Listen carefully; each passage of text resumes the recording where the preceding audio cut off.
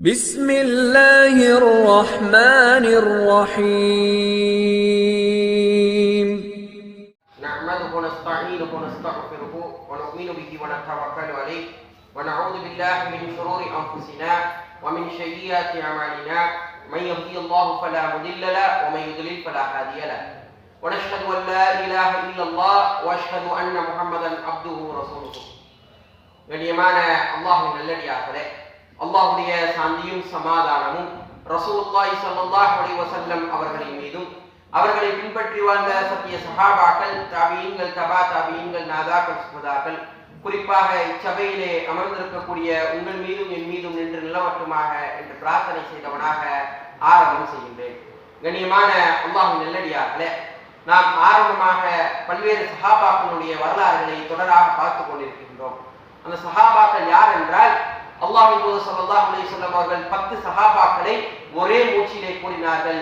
Abu Bakr fill ஜன்னா, Umar fill ஜன்னா, Usman fill ஜன்னா, அலி ஃபில் ஜன்னா என்பதாக 10 சஹாபாக்களை இவர்கள் எல்லாம் சொர்க்கத்திற்குரியவர்கள் என்பதாக கூறினார்கள். அந்த தொடரின் வரிசையாக இன்ஷா அல்லாஹ் இன்றைக்கு அலி இப்னு அபீ தாலிப் ரலியல்லாஹு அன்ஹு அவருடைய வாழ்க்கை வரலாற்றை நாம் பார்க்க இருக்கின்றோம். யார் இந்த அலி இப்னு அபீ தாலிப் ரலியல்லாஹு அன்ஹு அவர்கள்? அவர்கள் இந்த இஸ்லாத்திற்கும் அவர்களுக்கும் என்ன சம்பந்தம்? அவர்கள் இஸ்லாத்திற்கு என்னென்ன தியாகங்கள் செய்திருக்கின்றார்கள்? அவர்களுக்கும் ரசூல் ஸல்லல்லாஹு அலைஹி வஸல்லம் அவர்களுக்கும் என்ன உறவு முறை என்பதை எல்லாம் இன்ஷா அல்லாஹ் நாம் பார்க்க இருக்கின்றோம். கண்ணியமான அல்லாஹ்வின் நல்லடியார்களே, ரசூல் ஸல்லல்லாஹு அலைஹி வஸல்லம் அவர்கள் இஸ்லாத்தை ஆரம்பமாக எத்தி வைத்த பொழுது ஆண்களில் அபூபக்கர் சித்திக் ரலியல்லாஹு அன்ஹு அவர்களும், பெண்களில் ஹதீஜா ரலியல்லாஹு அன்ஹா அவர்களும், சிறுவர்களில் அலி இப்னு அபீ தாலிப் ரலியல்லாஹு அன்ஹு அவர்கள் தான் இஸ்லாத்தை ஆரம்ப கட்டமாக ஏற்றுக்கொண்ட மக்கள். எந்த அளவிற்கு என்றால், இஸ்லாத்தை சிறு வயதிலேயே ஏற்றுக்கொண்ட ஒரு நபி தோழராக அலி இப்னு அபீ தாலிப் ரலியல்லாஹு அன்ஹு அவர்கள் இருந்தார்கள். சிறு வயதிலிருந்தே ரசூல் ஸல்லல்லாஹு அலைஹி வஸல்லம் அவர்களுடைய வீட்டில் வளரக்கூடியவர்களாக அலி இப்னு அபீ தாலிப் ரலியல்லாஹு அன்ஹு அவர்கள் இருந்தார்கள். அவர்களுக்கும் ரசூல் ஸல்லல்லாஹு அலைஹி வஸல்லம் அவர்களுக்கும் 2 வகையான உறவு முறைகள் இருந்தது. ஆரம்பமாக என்ன உறவு முறை என்றால், ரசூல் ஸல்லல்லாஹு அலைஹி வஸல்லம் அவருடைய சகோதரர் தான் இந்த அலி இப்னு அபீ தாலிப் ரலியல்லாஹு அன்ஹு. நேரடி சகோதரர் அல்ல. எந்த அளவிற்கு என்றால், ரசூல் ஸல்லல்லாஹு அலைஹி வஸல்லம் அவருடைய பெரியத்தா, அதாவது பெரிய வாப்பா அவர்களுடைய மகன் தான் இந்த அலி இப்னு அபீ தாலிப் ரலியல்லாஹு அன்ஹு. நமக்கெல்லாம் தெரிந்த வரலாறு. ரசூல் ஸல்லல்லாஹு அலைஹி வஸல்லம் யாருடைய பொறுப்புக்கு கீழாக வளர்ந்தார்கள்? அபூ தாலிபினுடைய பொறுப்புக்கு கீழாக சிறு வயதிலே வளர்ந்தார்கள். அவர்கள் பெரியவர்களாக ஆனதற்கு பின்னால் அபூ தாலிபிற்கு பல்வேறு குழந்தைகள் இருந்தார்கள். அவர்களால் அவர்களுடைய பொருளாதாரத்தின் மூலியமாக அந்த குழந்தைகளை எல்லாம் பராமரிக்க முடியவில்லை. ஆகையினால் ரசூல் ஸல்லல்லாஹு அலைஹி வஸல்லம் அவர்களை வளர்த்த நன்றி விசுவாசத்திற்காக தன்னுடைய பெரிய தந்தையினுடைய மகனை தான் எடுத்து வளர்க்கின்றார்கள். அவர்கள் இஸ்லாத்தை போதிக்க ஆரம்பித்தவுடன் இந்த அலி இப்னு அபீ தாலிப் ரலியல்லாஹு அன்ஹு அவர்கள் இஸ்லாத்தை ஏற்றுக்கொள்கின்றார்கள். ரசூல் ஸல்லல்லாஹு அலைஹி வஸல்லம் தொழுவதை பார்க்கின்றார்கள். சகோதரரே, நீங்கள் என்ன செய்கின்றீர்கள் என்பதாக கேட்கின்றார்கள். நான் அல்லாஹ்வுக்கு கட்டுப்பட்டு தொழுகின்றேன் என்பதாக ரசூல் ஸல்லல்லாஹு அலைஹி வஸல்லம் கூறியவுடன், நானும் தொழுகட்டுமா, நானும் நோன்பு வைக்கட்டுமா என்பதாக ரசூல் ஸல்லல்லாஹு அலைஹி வஸல்லம் எதையெல்லாம் செய்தார்களோ அதையெல்லாம் செய்யக்கூடியவர்களாக அலி இப்னு அபீ தாலிப் ரலியல்லாஹு அன்ஹு இருந்தார்கள். இதையெல்லாம் பார்த்து கொண்டிருந்த அபூ தாலிப் அவர்கள் எதையும் தடுக்கவில்லை. அபூ தாலிப் இஸ்லாத்தை ஏற்கவும் இல்லை, அலி இப்னு அபீ தாலிப் செய்வதை தடுக்கவும் இல்லை. அப்படிதான் அபூ தாலிப் அவர்கள் இருந்தார்கள். கண்ணியமான அல்லாஹ்வின் நல்லடியார்களே, எந்த அளவிற்கு என்றால், இவர்கள் தன்னுடைய உயிரையும் துச்சமாக மதித்து ரசூல் ஸல்லல்லாஹு அலைஹி வஸல்லம் அவர்களுக்காக தன்னுடைய உயிரையும் கொடுக்க தயாராக இருந்தார்கள். ஒரு உறவு முறையை நாம் சொன்னோம். ரசூல் ஸல்லல்லாஹு அலைஹி வஸல்லம் அவருடைய பெரியத்தாவின் மகன் தான் அலி இப்னு அபீ தாலிப் ரலியல்லாஹு அன்ஹு. இரண்டாவது முறை ரசூல் ஸல்லல்லாஹு அலைஹி வஸல்லம் அவருடைய மருமகன் என்கின்ற ஒரு கண்ணியமான ஒரு விஷயம் அவர்களுக்கு கிடைக்கின்றது. ஃபாத்திமா ரலியல்லாஹு அன்ஹா அவர்களை ரசூல் ஸல்லல்லாஹு அலைஹி வஸல்லம் அவர்கள் அலி ரலியல்லாஹு அன்ஹுவுக்கு திருமணம் முடித்து வைக்கின்றார்கள். அவர்கள் பெரியவர்களாக வளர்கின்றார்கள். வளர்ந்தால் ரசூல் ஸல்லல்லாஹு அலைஹி வஸல்லம் ஹிஜ்ரத்திற்காக கிளம்புகின்றார்கள். ஹிஜ்ரத்திற்கு அவர்கள் கிளம்பும் பொழுது அங்கு இருக்கக்கூடிய மக்காவின் காஃபிர்கள் எல்லாம் பேசுகின்றார்கள். நாம் இன்று இரவோடு இரவாக நாம் ரசூலை, இந்த முஹம்மதை நாம் கொல்ல வேண்டும், கொன்று விட வேண்டும் என்பதாக. அப்பொழுது காஃபிர்கள் எல்லாம் பேசுகின்றார்கள், நம்மில் யாராவது ஒருவர் கொலை செய்து விட்டால் அந்த கோத்திரத்தின் மீது கரை படிந்து விடும், இந்த கோத்திரத்தார்கள் கொலைக்காரர்கள் என்பதாக பேசி விடுவார்கள். ஆகையினால் இதை எப்படி நாம் சரி செய்வது என்பதுடன் அங்கிருந்த தலைவர்கள் எல்லாம் பேசுகின்றார்கள். நாம் என்ன செய்வோம்? நம்மிடம் 13-14 கோத்திரத்தார்கள் இருக்கின்றார்கள். அந்த கோத்திரத்திலிருந்து ஒவ்வொரு கோத்திரத்திலிருந்தும் ஒவ்வொரு இளைஞனை தேர்வு செய்வோம். அனைவரும் ஒரே நேரத்திலே முகம்மதை தாக்கட்டும், அவர் இறந்து விட்டால் இது கொலையாக மாறாது, இது அனைத்து கோத்திரத்தார்களும் செய்த ஒரு விஷயமாக ஒரு ஆக்சிடென்டா மாறி முடிஞ்சிரும். அதனால என்ன பண்ண வேணாம், நம்ம ஒவ்வொரு ஆளா கொலை செய்யாம மொத்தமா போய் இறங்குவோன்ட்டு அன்று இரவு ரசூல் ஸல்லல்லாஹு அலைஹி வஸல்லம் அவர்களுடைய வீட்டை சுற்றி உட்கார்ந்து இருக்கின்றார்கள். அல்லாஹ் தஆலா அந்த இளைஞர்களுக்கெல்லாம் தூக்கத்தை தருகின்றான். ரசூல் ஸல்லல்லாஹு அலைஹி வஸல்லம் அதே வழியாக வெளியேறுகின்றார்கள். ரசூல் ஸல்லல்லாஹு அலைஹி வஸல்லம் அவர்களை கொல்வார்கள் என்பது ரசூல் ஸல்லல்லாஹு அலைஹி வஸல்லம் அவர்களுக்கும் தெரியும், அலி இப்னு அபீ தாலிப் ரலியல்லாஹு அன்ஹுவுக்கும் தெரியும். இன்றைக்கு அவர்களை கொல்ல வரப்போகின்றார்கள் என்பது ரசூல் ஸல்லல்லாஹு அலைஹி வஸல்லம் எந்த இடத்திலே உறங்குவார்களோ, அவர்களுடைய எந்த இடத்திலே அவர்கள் தூங்குவார்களோ அதே இடத்திலே அலி இப்னு அபீ தாலிப் ரலியல்லாஹு அன்ஹு அந்த இரவு தூங்கினார்கள். காலை எழுந்து பார்த்தால் அந்த இளைஞர்களுக்கெல்லாம் அதிர்ச்சி ஆகின்றார்கள். ஒரே ஷாக். எப்படி இந்த இடத்தில் முகமது தானே தூங்க வேண்டும், நீ எப்படி தூங்கினாய் அலியே என்பதாக கேட்டார்கள். தன்னுடைய உயிரையும் ரசூலுல்லாஹி ஸல்லல்லாஹு அலைஹி வஸல்லம் அவர்களை பாதுகாப்பதற்காக தன்னுடைய உயிரையும் துச்சமாக மதித்தார்கள். நமக்கெல்லாம் தெரிந்த விஷயம்தான். ஹிஜ்ரத்திற்கு சென்றார்கள். ஹிஜ்ரத் சென்று அவர்கள் பத்ர் போர் ஆரம்பமாகின்றது. மதீனாவிலே நல்ல முறையிலே வாழ்கின்றார்கள். பத்ர் போரினுடைய ஆரம்ப நேரம். பத்ர் போர் என்றால் எடுத்த எடுப்பிலே போரை ஆரம்பம் செய்ய மாட்டார்கள். முதலில் காபிர்களிலிருந்து 3 நபர்களும் முஸ்லிம்களிலிருந்து 3 நபர்களும் சென்று முதலில் தனிச்சண்டை நடக்கும். அந்த தனிச்சண்டைக்காக காபிர்களிலிருந்து பெரும் பெரும் தலைவர்கள் எல்லாம் இறங்குகின்றார்கள். 3 நபர்கள். உடனே இங்கிருந்து அன்சாரி தோழர்கள் இறங்குகின்றார்கள். மதீனா வாசிகள் இறங்குகின்றார்கள். யா ரசூலுல்லாஹ், இவர்களை நாங்கள் கொள்கின்றோம் என்பதாக. அவர்கள் இறங்கினால் அங்கு இருக்கக்கூடிய மக்கத்து காபிர்கள் தடுக்குகின்றார்கள். யாருப்பா நீங்கள்லாம் எங்களுக்கு தகுதியுடையவர்கள் அல்ல, எங்களுக்கு நாங்கள் மோதுவதற்கு எங்களுடைய கோத்திரத்திலிருந்து ஆட்களை அனுப்புங்கள், எங்களுடைய குறைஷி கோத்திரத்திலிருந்து யார் இருக்குகின்றார்களோ அவர்களை அனுப்புங்கள் என்றவுடன் 3 சஹாபாக்கள் உள்ளே இறங்குகின்றார்கள். ஹம்சா ரலியல்லாஹு அன்ஹு இறங்குகின்றார்கள். அலி இப்னு அபீ தாலிப் ரலியல்லாஹு அன்ஹு இறங்குகின்றார்கள். அபூ உபைதா இப்னு ஜர்ராஹ் ரலியல்லாஹு அன்ஹு இறங்குகின்றார்கள். இறங்கி போர் தனிச்சண்டை ஆரம்பமாகின்றது. ஹம்சா ரலியல்லாஹு அன்ஹு தன்னுடைய எதிரியை அதே இடத்திலே வீழ்த்துகின்றார்கள். அலி ரலியல்லாஹு அன்ஹு தன்னுடைய எதிரியை அதே இடத்திலே வீழ்த்துகின்றார்கள். அபூ உபைதா இப்னு ஜர்ராஹ் ரலியல்லாஹு அன்ஹு அவர்களால் வீழ்த்த முடியவில்லை. அவர்களுக்கு சில காயங்கள் ஏற்படுகின்றது. உடனே அலி இப்னு அபீ தாலிப் ரலியல்லாஹு அன்ஹு அந்த இடத்திலே குதிக்குகின்றார்கள். குதித்து அந்த எதிரியை தன்னுடைய கரங்களால் அறுத்து பலியிடுகின்றார்கள். கண்ணியமான அல்லாஹ்வின் நல்லடியார்களே, தனிச்சண்டையிலே ஒரே நபராக நின்று இருவரை வீழ்த்தியவர்கள். இந்த பெருமை அலி இப்னு அபீ தாலிப் ரலியல்லாஹு அன்ஹு அவர்களுடைய வாழ்க்கையில் மாத்திரமே உரித்தது. அது மாத்திரமல்ல, அனைத்து போர்களிலும் ரசூல் ஸல்லல்லாஹு அலைஹி வஸல்லம் அவர்களுடன் உறுதுணையாக நின்ற ஒரு சஹாபி யார் என்றால் அலி இப்னு அபீ தாலிப் ரலியல்லாஹு அன்ஹு கூறலாம். இல்லா தபுக் போரை மட்டும் தவிர. தபுக் போரை பற்றி நமக்கு அதிகமாக தெரியும். அபூபக்கர் சித்திக் ரலியல்லாஹு அன்ஹு அதிகமான செல்வங்களை கொடுத்தார்கள். உமர் ரலியல்லாஹு அன்ஹு தன்னுடைய வீட்டில் இருக்கக்கூடிய பாதையை கொடுத்தார்கள். உஸ்மான் ரலியல்லாஹு அன்ஹு 950 ஒட்டகங்களையும் 550 குதிரைகளையும் கொடுத்தார்கள் என்பதை எல்லாம் நாம் பார்த்தோம்.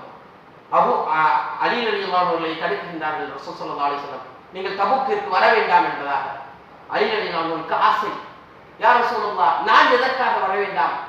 இந்த பெண்களையும் இந்த முதியவர்களையும் நீங்கள் பாதுகாப்பதற்கு நீங்கள் இந்த மதீனாவிலே இருக்க வேண்டும் என்பதாக ரசூல் ஸல்லல்லாஹு அலைஹி வஸல்லம் தடுக்கின்றார்கள்.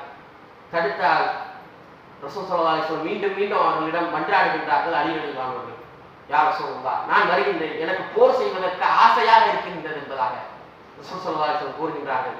யா அலி, அன்த மிஸ்லுக ஹாரூன் அலைஹிஸ்ஸலாம், நீங்கள் எப்படிப்பட்டவர் தெரியுமா? மூசா நபிக்கு எப்படி ஹாரூன் அலைஹிஸ்ஸலாமோ அதே போன்று நீங்கள் எனக்கு என்பதாக கூறிவிட்டு நீங்கள் இங்குதான் இருக்க வேண்டும் என்பதாக விட்டு செல்கின்றார்கள். ஆதலால் தபுக் போரை தவிர அனைத்து போர்களிலும் அலி ரலியல்லாஹு அன்ஹு கலந்து கொண்டார்கள். இந்த ஹதீஸை அந்த ஷியாக்கள் எப்படி எடுத்துக்கொண்டார்கள் என்றால், மூசா நபிக்கு அப்புறம் ஹாரூன் அலைஹிஸ்ஸலாம் தான் அந்த சமுதாயத்திற்கு நபியாக இருந்தார்கள். ஆகையினால் ரசூல் ஸல்லல்லாஹு அலைஹி வஸல்லம் அவர்களுக்கு பின்னால் தான் இந்த அலி இப்னு அபீ தாலிப் தான் நபி என்பதாக அவர்கள் புரிந்து கொண்டார்கள்.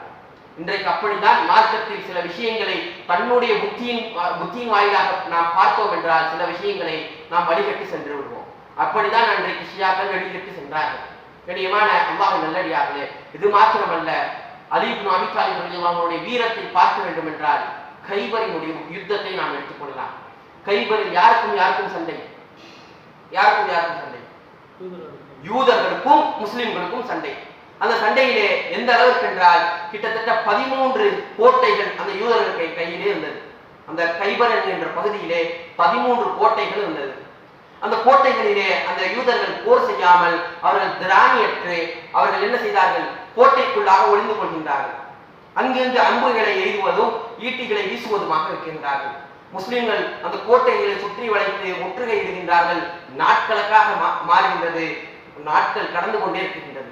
ஒரு கட்டத்திற்கு மேலாக முஸ்லிம்களுக்கு உண்ணுவதற்கு உணவும் குடிப்பதற்கு தண்ணீரும் இல்லாமல் மிகவும் சிரமப்படுகின்றார்கள். ரசூல் ஸல்லல்லாஹு அலைஹி வஸல்லம் அவர்கள் இரவு நேரத்திலே சஹாபாக்களை அழைக்கின்றார்கள். சஹாபாக்களே, நாளை நான் ஒருவரை அழைப்பேன். நாளை நான் ஒருவரை அழைப்பேன். அவர் எப்படிப்பட்டவர் என்றால், அவருக்கு அல்லாஹ்வை பிடிக்கும், அல்லாஹ்வுக்கும் அவரை பிடிக்கும். எப்படி? அல்லாஹ்வுக்கு அவரை பிடிக்கும், அவருக்கும் அல்லாஹ்வை பிடிக்கும். அவரிடம் ஒரு கொடியை கொடுப்பேன், அவர் செல்வார், கைபரை வெல்வார் என்பதாக கூறுகின்றார்கள். அனைத்து சஹாபாக்களுக்கும் ஆச்சரியம். யா ரசூலுல்லாஹ், என்னை கூப்பிட மாட்டார்களா? ரசூல் ஸல்லல்லாஹு அலைஹி வஸல்லம் என்னை சொல்ல மாட்டார்களா என்பதாக அனைத்து சஹாபாக்களும் ஆசைப்பட்டார்கள். எந்த அளவுக்கு என்றால், உமர் ரலியல்லாஹு அன்ஹு அவர்கள் பிற்காலத்திலே பதிவு செய்கின்றார்கள், நான் எதற்கும் ஆசைப்படவில்லை, இல்லா கைபர், கைபரில் இருக்கக்கூடிய அந்த விஷயத்திற்கு நான் ஆசைப்பட்டேன். ரசூல் ஸல்லல்லாஹு அலைஹி வஸல்லம் என்னை அழைக்க மாட்டார்களா என்பதாக. காலை விடுகின்றது. ரசூல் ஸல்லல்லாஹு அலைஹி வஸல்லம் யாரை அழைப்பார்கள் என்பதாக அனைத்து சஹாபாக்களும் பார்த்து கொண்டே இருக்கின்றார்கள். ரசூல் ஸல்லல்லாஹு அலைஹி வஸல்லம் யா அலி என்பதாக அழைத்தார்கள். அலி ரலியல்லாஹு அன்ஹு வந்தார்கள். வந்தால் நமக்கெல்லாம் கண்ணு வலி ஏற்படுமே, அதே போன்று அன்றைக்கு அலி ரலியல்லாஹு அன்ஹுவுக்கும் கண்ணு வலி. ரசூல் ஸல்லல்லாஹு அலைஹி வஸல்லம் அவர்களிடம் கூறுகின்றார்கள், யா ரசூலுல்லாஹ், எனக்கு கண்ணு வலி, என்னால் போர் செய்ய முடியாது. உடனே ரசூல் ஸல்லல்லாஹு அலைஹி வஸல்லம் அவர்கள் தன்னுடைய உமிழ் நீரை வைத்து அந்த கண்ணீரை வைக்கின்றார்கள். கண்ணில் இருக்கக்கூடிய அந்த கண்ணு வலி சரியாகின்றது. நம்மளாம் வச்சா சரியாகாது. அது ரசூல் ஸல்லல்லாஹு அலைஹி வஸல்லம் இருந்த ஒரு பரக்கத். அவர்கள் வைத்தவுடன் கண்ணு வலி சரியாகின்றது. ரசூல் ஸல்லல்லாஹு அலைஹி வஸல்லம் அந்த கொடியை அலி ரலியல்லாஹு அன்ஹுவுடைய கைகளிலே கொடுக்கின்றார்கள். அலி, இந்த கொடியை பிடியுங்கள், நீங்கள் செல்லுங்கள், திரும்பி பார்க்காமல் செல்லுங்கள் என்பதாக. அலி இப்னு அபீ தாலிப் ரலியல்லாஹு அன்ஹு அந்த கொடியை ஏந்தியவர்களாக அந்த கைபரினுடைய வாசல் வரைக்கும் செல்கின்றார்கள். கைபரினுடைய கோட்டை வாசல் வரைக்கும் செல்கின்றார்கள். இன்றைக்கெல்லாம் நம்முடைய வீட்டுகளினுடைய கதவுகளை திறப்பதற்கு கூட நமக்கு சிரமமா இருக்கும். இரவுல படுக்கிறோம், காலையில் பஜர்ல எந்திக்கிறதுக்கு நம்முடைய போர்வைகளை தூக்குவதற்கு கூட நமக்கு சிரமமாக இருக்கின்றது. ஆனால் இன்றைக்கு அலி இப்னு அபீ தாலிப் ரலியல்லாஹு அன்ஹு என்ன செய்தார்கள் தெரியுமா? கோட்டையினுடைய கதவு எந்த அளவுக்கு பெருசா இருக்கும். நம்முடைய ஊர்ல இருக்கக்கூடிய பேலஸ்க்கு போனா தெரியும் எவ்வளவு பெரிய கோட்டையினுடைய கதவுகள் இருக்கு. அன்றைக்கு அலி ரலியல்லாஹு அன்ஹு அவர்கள் செல்கின்றார்கள். முன்னே சென்றால் ரசூல் ஸல்லல்லாஹு அலைஹி வஸல்லம் பின்ன திரும்ப கூடாதுன்னு சொல்லியிருக்காங்க. முன்ன போனா முன்னாடி என்ன இருக்கு? கோட்டை இருக்கிறது. கோட்டையினுடைய சுவர், கோட்டையினுடைய கதவுகள் இருக்கின்றது. என்ன செய்ய முடியும்?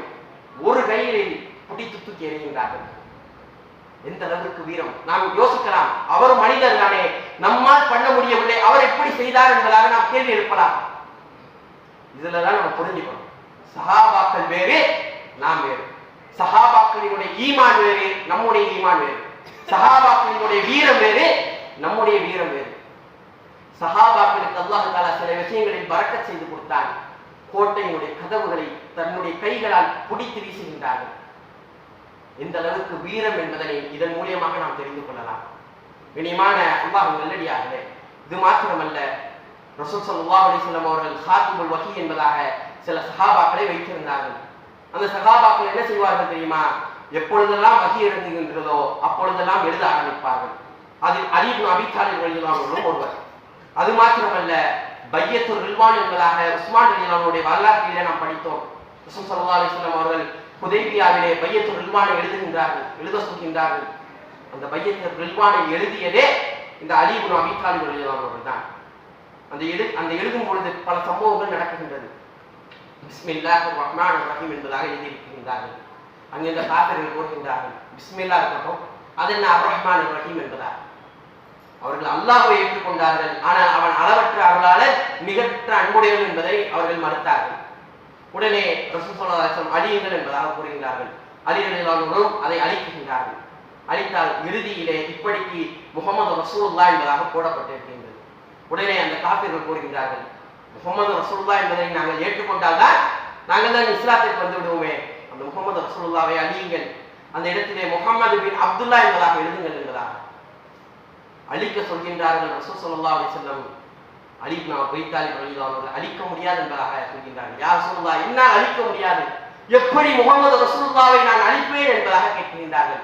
உடனே ரசூல் ஸல்லல்லாஹு அலைஹி வஸல்லம் சொல்றாங்க, எங்க இருக்குன்னு காட்டுங்க. நான் அழிக்கிறேன். ஏன்னா ரசூல் ஸல்லல்லாஹு அலைஹி வஸல்லம் எழுதவும் தெரியாது, படிக்கவும் தெரியாது. இங்க இருக்கு காட்டுங்க, நான் அழிக்கிறேன்றாங்க. காட்டப்படுகின்றது. ரசூல் ஸல்லல்லாஹு அலைஹி வஸல்லம் அந்த இடத்தில் அழித்தார்கள். கண்ணியமான அல்லாஹ் நல்லடியார்களே, பையத்துல் ரில்வான் இஸ்லாத்தின் மிக முக்கியமான ஒரு தருணம். அதை எழுதியவரே இந்த அலி இப்னு அபீ தாலிப் ரலியல்லாஹு அன்ஹு தான். அது மாத்திரமல்ல, ரசூல் ஸல்லல்லாஹு அலைஹி வஸல்லம் அவர்கள் வஃபாத்தானதற்கு பிறகு ரசூல் ஸல்லல்லாஹு அலைஹி வஸல்லம் அவர்களை குளிப்பாட்டியதும் அலி இப்னு அபீ தாலிப் ரலியல்லாஹு அன்ஹு தான். அவர்களை அடக்கம் செய்யும் பொழுது குழிக்குள் இறங்கி அடக்கம் செய்தவர்களும் இந்த அலி இப்னு அபீ தாலிப் ரலியல்லாஹு அன்ஹு தான். எந்த அளவிற்கு இந்த இஸ்லாத்தில் முதன்மையாக நிற்கக்கூடியவர்கள் என்பதனை இதன் மூலியமாக நாம் தெரிந்து கொள்ளலாம். அது மாத்திரமல்ல, அபூபக்கர் சித்திக் ரலியல்லாஹு அன்ஹுடைய காலகட்டத்திலும் சரி, உமர் ரலியல்லாஹு அன்ஹுடைய காலகட்டத்திலும் சரி, மிக ஒரு ஆலோசனையாளராக அன்றைக்கு அலி இப்னு அபீ தாலிப் ரலியல்லாஹு அன்ஹு இருந்தார்கள். எந்த ஒரு விஷயத்தை அவர்களுக்கு கூறப்பட்டாலும் அவர்கள் குர்ஆனில் மிக விளக்க உடையவர்களாக இருந்தார்கள். எந்த விஷயத்தை கூறினாலும் அதை குர்ஆனிலிருந்து எடுத்து அந்த சட்டத்தை கொடுத்து விடுவார்கள். அந்த அளவுக்கு ஆலோசனையாளராக இருந்தார்கள். ரசூல் ஸல்லல்லாஹு அலைஹி வஸல்லம் அவர்கள் மரணித்த பொழுது, அவர்கள் வஃபாத்தானதற்கு பிறகு சகீஃபத்துல் பனி சஈதாவிலே ரசூல் ஸல்லல்லாஹு அலைஹி வஸல்லம் அவர்களுக்கு பிறகு ஒரு ஹலீஃபாவை தேர்ந்தெடுக்க வேண்டும் என்பதாக அன்சாரிகள் எல்லாம் கூடுகின்றார்கள். அந்த இடத்திலே அபூபக்கர் சித்திக் ரலியல்லாஹு அன்ஹு தேர்ந்தெடுக்கப்படுகின்றார்கள். அந்த நேரத்திலே ரசூல் ஸல்லல்லாஹு அலைஹி வஸல்லம் அவர்களை குளிப்பாட்டி கொண்டு யார் இருக்கின்றார்கள்? அலி ரலியல்லாஹு அன்ஹு இருக்கின்றார்கள். அனைத்து சஹாபாக்களும் அபூபக்கர் சித்திக் ரலியல்லாஹு அன்ஹுவுக்கு பையத் செய்கின்றார்கள். இல்ல அலி ரலியல்லாஹு அன்ஹுவை தவிர. பிற்காலத்திலே அலி ரலியல்லாஹு அன்ஹு கூறினார்கள், அபூபக்கரே, நீங்கள் என்னை அழைத்திருக்கலாம், அந்த சகீஃபத்துல் பனி சஈதாவிற்கு என்னை அழைத்திருக்கலாம். எதற்கு ஆசைப்பட்டல்ல, நீங்கள் என்னை தான் கலீஃபாவாக ஆக்க வேண்டும் என்பதாக ஆசை அல்ல. நான் வந்திருந்தாலும் உங்களுக்கு தான் பையத் செய்திருப்பேன். என்னை நீங்கள் முற்படுத்தியிருக்கலாம் என்பதாக அன்றைக்கு பிற்காலங்களிலே அபூபக்கர் சித்திக் ரலியல்லாஹு அன்ஹுவிடம் கூறினார்கள். உமர் ரலியல்லாஹு அன்ஹுவுக்கு பிறகு உமர் ரலியல்லாஹு அன்ஹு 6 சஹாபாக்களை தேர்வு செய்துவிட்டு சென்றார்கள். இந்த 6 சஹாபாக்களிலிருந்து தான் நீங்கள் ஒரு கலீஃபாவை தேர்ந்தெடுக்க வேண்டும் என்பதாக. அந்த 6 சஹாபாக்களிலே அலி இப்னு அபீ தாலிப் ரலியல்லாஹு அன்ஹு ஒருவர். எந்த அளவிற்கு என்றால் இறுதியாக உஸ்மான் ரலியல்லாஹு அன்ஹு நிற்கின்றார்கள், அலி இப்னு அபீ தாலிப் ரலியல்லாஹு அன்ஹு நிற்கின்றார்கள். அந்த இடத்திலே அப்துல் ரஹ்மான் இப்னு அவுஃப் ரலியல்லாஹு அன்ஹு கூறுகின்றார்கள், அலியே என்பதாக அழைக்கின்றார்கள்.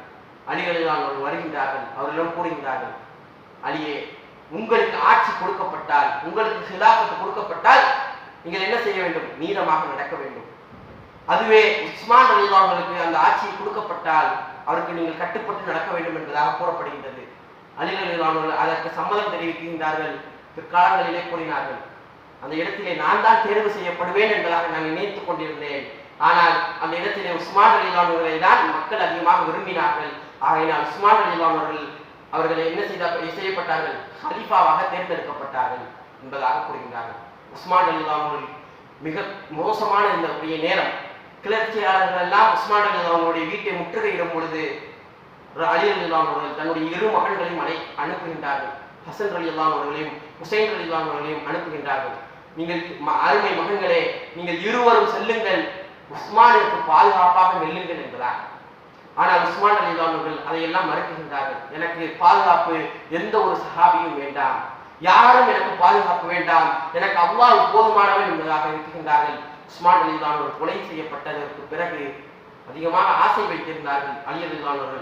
இந்த இஸ்லாத்தை நம்மை போன்ற ஆட்சிக்கான ஆசை அல்ல. அவர்கள் ஆசை எப்படிப்பட்டது தெரியுமா?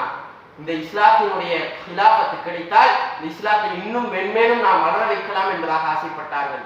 அப்படித்தான் அன்றைக்கு இந்த சஹாபாக்கள் எல்லாம் இருந்தார்கள். ஆசையுடன் அவர்கள் இருந்தார்கள். ஆனால் உஸ்மான் ரலியல்லாஹு அன்ஹு கொல்லப்பட்டதற்கு பின்னால் அந்த ஆட்சி அலி ரலியல்லாஹு அன்ஹுவுக்கு கிடைக்கின்றது. அனைத்து சஹாபாக்களும் பையத் செய்கின்றார்கள். எந்த அளவிற்கு என்றால் அவர்கள் வெறுக்கப்பட்ட நிலையிலே அவர்களுக்கு ஆட்சி கிடைக்கின்றது. ஹிஜ்ரி 35 ஆட்சி கிடைக்கின்றது. கிடைத்தால் அவர்கள் இந்த தலைநகரத்தை மாற்றுகின்றார்கள். இவ்வளவு காலம் நாம் மதீனாவின் தலைநகரமாக இருந்தோம். ஆனால் இன்றைக்கு இரத்த கரை படிந்து விட்டது. ஒரு ஹலீஃபாவை ஒரு முஸ்லீமுடைய கும்பலே கொன்று விட்டார்கள். ஆகையினால் இங்கு நாம் இருக்கக்கூடாது, நம்முடைய மதீனாவுக்கு களங்கம் விளைவிக்கப்பட்டிருக்கின்றது, நாம் கூஃபாவிற்கு செல்வோம் என்பதாக கூஃபாவை தலைநகரமாக மாற்றுகின்றார்கள். அனைத்து சஹாபாக்களும் கூறுகின்றார்கள், கூஃபாவா வேண்டாமே, நாம் வேற எங்காவது ஒரு தலைநகரத்தை மாற்றுவோமே என்பதாக.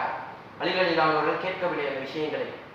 காரணம், கூஃபா எப்படிப்பட்ட நகரம் என்றால் ஃபித்னாக்களின் வாசல் என்பதாக ரசூல் ஸல்லல்லாஹு அலைஹி வஸல்லம் அவருடைய ஹதீஸ்களின் மூலமாக நாம் தெரிந்து கொள்ளலாம்.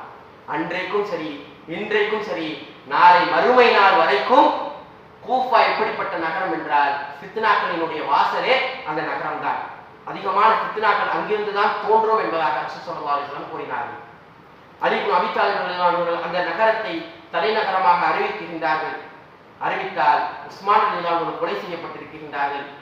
அதற்கு நீதி வேண்டி பல சஹாபாக்கள் ஒன்றாக குழுவாக அமைகின்றார்கள். அந்த குழுவுக்கு தலைவியாக ஆயிஷா ரலியல்லாஹு அன்ஹா இருக்கின்றார்கள். அந்த குழுவிலே ஜுபைர் இப்னு அவ்வாம் ரலியல்லாஹு அன்ஹு, தல்ஹா இப்னு உபைதுல்லா ரலியல்லாஹு அன்ஹு என்பதாலெல்லாம் பல்வேறு சஹாபாக்கள் இருக்கின்றார்கள். இன்ஷா அல்லாஹ் அவர்களுடைய வரலாறுகளிலே நாம் அந்த சம்பவங்களை எல்லாம் பார்ப்போம். அவர்கள் பேச்சுவார்த்தைக்காக வருகின்றார்கள். அலி இப்னு அபீ தாலிப் ரலியல்லாஹு அன்ஹு பஸ்ராவிலே இருக்கின்றார்கள். பஸ்ராவினுடைய வெளிப்பகுதி, கூஃபாவினுடைய வெளிப்பகுதியிலே இருக்கின்றார்கள். அந்த வெளிப்பகுதியிலே பேச்சுவார்த்தை ஆரம்பிப்பதற்கு முன்னால் இரு பக்கங்களிலும் கிளர்ச்சியாளர்கள் இருந்தார்கள். இந்த வரலாறுகள் எல்லாம் வெளியே சொல்லப்படாது, அதிகமா சென்சார் பண்ணிடுவாங்க. காரணம் பின்னாடி சொல்றேன்.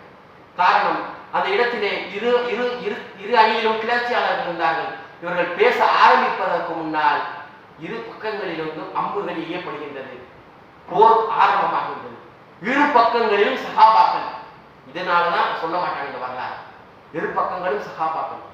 ஆனால் நிறைய சஹாபாக்கள் அந்த போரிலே கொல்லப்படுகின்றார்கள். எந்த ஒரு சஹாபியையும் ஒரு சஹாபி கொல்லவில்லை. கிளர்ச்சியாளர்கள் உள்ளே ஊடுருவி சஹாபாக்களை எல்லாம் கொன்றார்கள். பல்வேறு பெரும் பெரும் சஹாபாக்கள் எல்லாம் அந்த போர்க்களத்திலே கொல்லப்படுகின்றார்கள். ஜமல், அதாவது அந்த போரிற்கு பெயரை ஜமல், ஒட்டக போர் என்பதாக கூறுவார்கள்.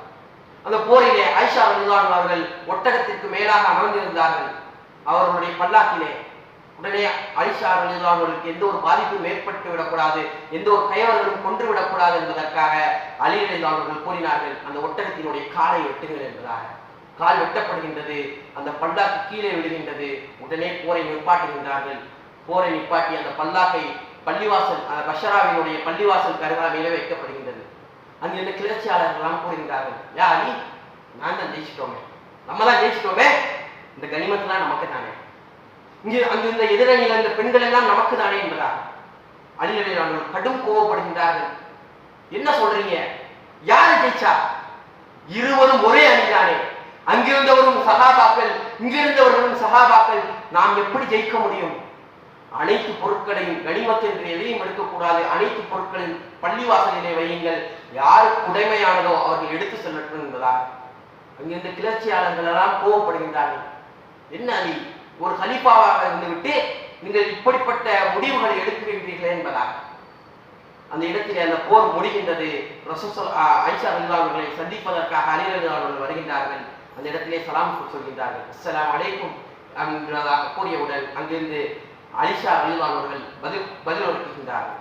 பதில் உரைத்து விட்டு கேட்கின்றார்கள், நீங்கள் நலமாக இருக்கின்றீர்களா என்பதாக அலி ரலியல்லாஹு அன்ஹு கேட்டவுடன் ஆயிஷா ரலியல்லாஹு அன்ஹா கூறினார்கள், பிஹை, நல்லா தான் இருக்கு அப்படின்னு சொல்றாங்க. அதோடு அங்கிருந்து செல்கின்றார்கள். அவர்கள் எதற்காக வந்தார்கள்? உஸ்மான் ரலியல்லாஹு அன்ஹுடைய கொலைக்கு பதில் என்ன என்பதாக கேட்பதற்காக வந்த சஹாபாக்கள் கிளர்ச்சியாளர்களின் காரணமாக போர் மூண்டது. பல்வேறு சஹாபாக்கள் அந்த இடத்திலே கொல்லப்பட்டார்கள். இவர்கள் சென்றதற்கு பிறகு ஹிஜ்ரி 37, 2 ஆண்டுகள், முதல் 36ல இந்த ஜமல் போர் நடக்குது. 37 சிரியாவில் முஆவியா ரலியல்லாஹு அன்ஹு இருந்தார்கள். யார் இந்த முஆவியா ரலியல்லாஹு அன்ஹு? யார் முஆவியா ரலியல்லாஹு அன்ஹு? அபூ சுஃபியான் ரலியல்லாஹு அன்ஹுடைய மகன் தான் முஆவியா ரலியல்லாஹு அன்ஹு. சிரியாவினுடைய கவர்னராக, ஆளுநராக நியமிக்கப்பட்டிருந்தார்கள். அவர்களுக்கும் உஸ்மான் ரலியல்லாஹு அன்ஹுவுக்கும் மிக நெருக்கமான உறவு இருந்தது, இரத்த பந்தம் இருந்தது. அவர்கள் பேசுகின்றார்கள் அலி ரலியல்லாஹு அன்ஹுவிடம், நீங்கள் யார் அந்த உஸ்மான் ரலியல்லாஹு அன்ஹுவை கொன்றார்களோ அவர்களை பழித்தீர்கள், ஆட்சியின் மூலியமாக அவர்களை கொல்லுங்கள் என்பதாக. உடனே அலி ரலியல்லாஹு அன்ஹு கூறினார்கள், இப்பெல்லாம் அதை பண்ண முடியாதுன்னு சொல்றாங்க. காரணம், அன்றைக்கு இந்த சூழ்நிலை அப்படி. அந்த கிரீடம் எப்படிப்பட்டது என்றால், பார்க்க கிரீடம் மாதிரி இருக்கும். அந்த கிலாஃபத் தன்னுடைய தலைகளில் வைத்தால் தான் தெரியும் அது ஒரு முள் கிரீடம் என்பது. வைத்தவங்களுக்கு தான் தெரியும். அந்த இடத்துல சொல்றாங்க, இப்ப பண்ண முடியாது, அப்படின்னா உங்களை நான் ஹலீஃபாவை உங்களை நான் ஹலீஃபாவா பையத் செய்ய மாட்டேன்னு யார் சொல்றா? முஆவியா அவர்கள் கூறுகின்றார்கள். உடனே அலி ரலியல்லாஹு சொல்றாங்க, அப்படின்னா நீங்க ஆளுநராக இருக்க மாட்டீங்க, உங்களுக்கு சிறிய ஆளுநராக நீங்க இருக்க மாட்டீங்கன்னு சொல்றாங்க. இப்படி பேச்சுவார்த்தை நடக்குகின்றது. ஒரு கட்டத்திற்கு மேலாக சிஃபின் என்கின்ற இடத்திற்கு பேச்சுவார்த்தைக்காக வருகின்றார்கள். அந்த இடத்திலும் இதே போன்ற கிளர்ச்சியாளர்களினுடைய ஊடுருவி தாக்குதல்களை ஆரம்பிக்கின்றார்கள். ஜமல் போராவது லொஹரிலே ஆரம்பமாகி மக்ரிபுக்கு முன்னால் முடிகின்றது. இந்த சிஃபின் போர் எத்தனை நாட்கள் நடந்தது என்றால் கிட்டத்தட்ட 3 to 4 நாட்கள் நடக்கின்றது. அதிகமான சஹாபாக்கள் கொல்லப்படுகின்றார்கள். ஒரு கட்டத்திற்கு மேலே முஆவியா ரலியல்லாஹு அவர்கள் தோற்கக்கூடிய நேரத்திலே அவர்கள் தன்னுடைய கைகளில் குர்ஆனை ஏற்றி காட்டுறாங்க. குர்ஆனுடைய சட்டத்திற்கு கீழாக வாழுங்கள் அலியே என்பதாக கூறியவுடன் அலி ரலியல்லாஹு அவர்கள் அப்படியே அந்த போரை ஸ்டாப் பண்றாங்க, நிறுத்துகின்றார்கள். உடனே அங்க இந்த கிளர்ச்சியாளர்கள் பேசுகின்றார்கள், யா அலி, எதற்காக நாம் போரை நிப்பாட்ட வேண்டும்? நாம் போர் செஞ்சு அங்க முஆவியாவும் இருக்கக்கூடாது, முஆவியாவினுடைய ஆட்களும் இருக்கக்கூடாது என்பதாக அலி ரலியல்லாஹு அவர்கள் கூறுகின்றார்கள். அவர்கள் எல்லாம் சஹாபாக்கள், நாம் எப்படி அவர்களை கொலை செய்ய முடியும் என்பதாக. உடனே அந்த அந்த கிளர்ச்சியாளர்கள் எல்லாம் பேசுகின்றார்கள், அலியே, நீங்கள் முர்த்ததாகி விட்டீர்கள். நவுது பில்லாஹ். முர்த்தத் என்றால் என்ன தெரியுமா? இஸ்லாத்தை விட்டு வெளியேறி விட்டீர்கள். யார் யார் இஸ்லாத்தை விட்டு வெளியேறியது? யாரை ரசூல் ஸல்லல்லாஹு அலைஹி வஸல்லம் சொர்க்கத்திற்கு நன்மாராயம் கூறினார்களோ அந்த சஹாபியை பார்த்து அந்த மூடர்கள் கூறினார்கள், அலியே, நீங்கள் முர்த்ததாகிட்டீங்க, பாவ மன்னிப்பு கேளுங்க, உடனே நம்ம போர் செய்யணும். அலி ரலியல்லாஹு அன்ஹு இல்லை, அவர்கள் குர்ஆனுடைய சட்டத்திற்கு கீழாக வர சொல்கின்றார்கள். நம்மிடமிருந்து ஒரு சஹாபியும் அவர்களிடமிருந்து ஒரு சஹாபியும் வருகின்றார்கள். அதாவது அலி இப்னு அபீ தாலிப் ரலியல்லாஹு அன்ஹுடைய படையிலிருந்து அபூ மூஸா அஷ்அரி ரலியல்லாஹு அன்ஹு வருகின்றார்கள். முஆவியா ரலியல்லாஹு அன்ஹுடைய படையிலிருந்து அம்ர் இப்னு ஆஸ் ரலியல்லாஹு அன்ஹு வருகின்றார்கள். இருவரும் பேச்சுவார்த்தைக்காக வருகின்றார்கள். அந்த அந்த மூடர்கள் எல்லாம் கேட்கின்றார்கள், யா அலி, எப்படி நீங்க குர்ஆனை சத்தமா வச்சுக்கிட்டு 2 சஹாபி எப்படி பேசலாம்?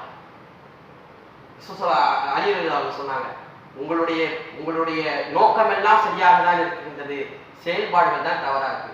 குர்ஆனை வச்சு பேசணும்னு சொல்றீங்க, ஆனா குர்ஆன் வச்சு அதுவா பேசணுமா? 2 சஹாபாக்களை அனுப்பினால்தானே அங்க முடிவு வரும் என்பதாக கூறுகின்றார்கள். உடனே அங்கிருந்து வெளியேறுகின்றார்கள் ஒரு கூட்டம்.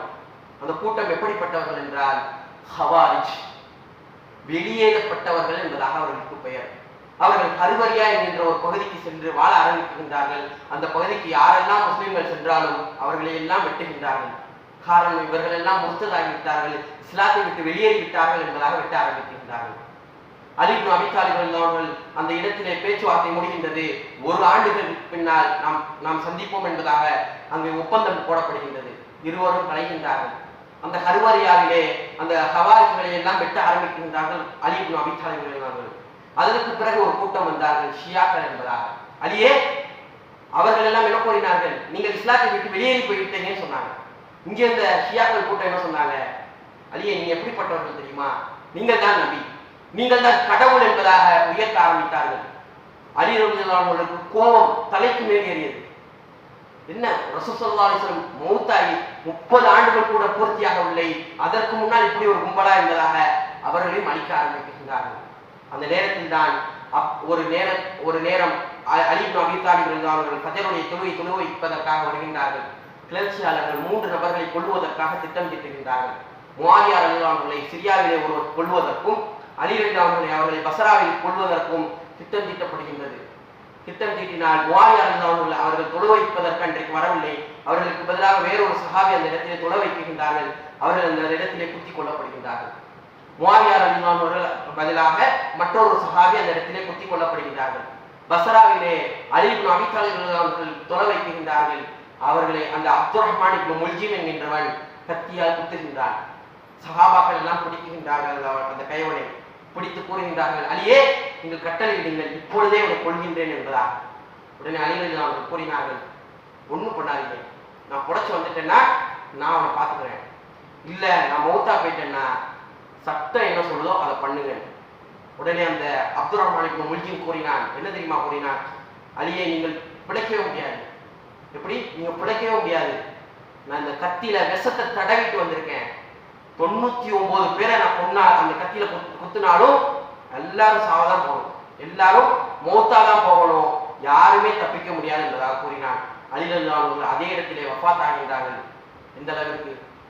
அலி ரலியல்லாஹு அன்ஹு எப்படிப்பட்டவர்கள் என்றால், சொர்க்கத்திற்கு நன்மாராயம் கூறப்பட்ட ஒரு சஹாபி, ஒரு ஹலீஃபா, ஒரு கிளர்ச்சியாளரின் காரணமாக மௌத்தாகின்றார்கள். அந்த கிளர்ச்சியாளர்கள் எல்லாம் எப்படி உருவானார்கள்? குர்ஆனையும் ஹதீஸையும் தங்களுடைய மனப்போக்கிலே அவர்கள் அதற்கு விளக்கங்களை கொடுத்தார்கள். இஸ்லாத்தை விட்டு வெளியேறினார்கள். கண்ணியமான அல்லாஹ்வின் நல்லடியார்களே, இந்த வரலாறின் மூலியமாக நாம் பல்வேறு படிப்பினைகளை எடுத்துக்கொள்ள வேண்டும். குர்ஆனையும் ஹதீஸையும் நம்முடைய சிந்தனைக்கு ஏற்ப அதை வளைத்து கொண்டு போகக்கூடாது. இரண்டாவது விஷயம், இந்த இதிலிருந்து அதிகமான வரலாறுகளை நாம் படித்திருக்கின்றோம். இந்த வரலாறுகள் எல்லாம் வெளியே சொல்லப்படாது. இந்த வரலாறுகளில் எதற்காக சொல்லப்படாது என்றால், சஹாபாக்களை போர் செய்து கொண்டார்கள் என்ற காரணத்தினால் யாரும் சொல்ல மாட்டார்கள். இந்த இடத்தில் நாம் தெரிந்து கொள்ள வேண்டும். கூறினார்கள், என்னுடைய சஹாபாக்கள் அனைவரும் நட்சத்திரங்களை போன்றவர்கள். பமன் எக்குத்ததைத்தும் வைகுததைத்தும், அவர்களை நீங்கள் யாரை பின்பற்றினாலும் நீங்கள் என்ன செய்யலாம், நேர்வழி அடையலாம் என்பதாக கூறினார்கள். அனைத்து சஹாபாக்களும் மேன்மக்கள். அவர்கள் தன்னுடைய சுய தேவைக்காக இந்த இடத்திலும் போர் செய்யவில்லை, நியாயத்திற்காக நின்றார்கள். அந்த இடத்திலே கிளர்ச்சியாளர்களினுடைய ஊடுருவின் காரணமாக அந்த இடத்தில் போர் மூண்டது. கண்ணியமான அல்லாஹ் நல்லடியார்களே, இன்ஷா அல்லாஹ் நாளைய தினம் மற்றொரு சஹாபியுடன் சந்திக்கின்றேன். வாஹிதவானா அல்ஹம்துலில்லாஹி ரப்பில் ஆலமீன். அஸ்ஸலாமு அலைக்கும்.